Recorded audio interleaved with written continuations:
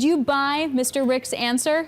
Well, I think all the healthcare companies, right, are going to say there's room for innovation, there's room for profits for everyone, but it's clear that what Amazon and JP Morgan and Berkshire Hathaway are trying to do is take money out of the middlemen in the healthcare system, and that's certainly a risk to a lot of those folks, again, in the central hub of the U.S. healthcare system. You bummed you sold Amazon?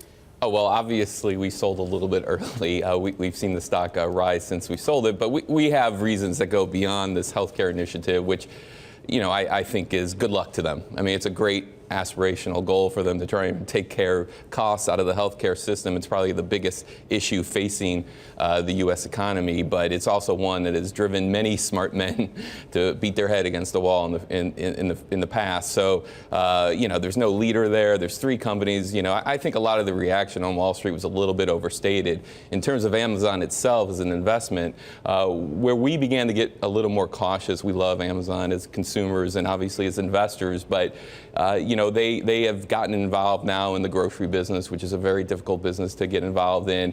And their cloud business, while they're the dominant player, it's extremely competitive. You know, whether you're talking about Microsoft or IBM or Google, there's a lot of players that are getting more aggressive in that space. And whereas in 5 years, I still have great confidence that Amazon's going to be the #1 player in e-commerce. Not so sure about the cloud business. A lot of technological change in that space. So that would be a big deal because AWS is really what some point to as really a supporter for Amazon going forward. Yeah, it's driving the valuation, it's driving the investment thesis right now, and that's the piece of the puzzle which I'm a little bit less certain about. So this all brings us to the really big earnings week that we have in tech. And take a look at the Bloomberg here. The revisions we've seen for S&P companies has been enormous, just not when it comes to tech. So this is the ratio of earnings forecasts, tech versus the rest of the S&P, and you can see the tech revisions have just really underperformed. Cheryl, what did you make of that, and what does that mean? Is there disappointment that we still need to factor in?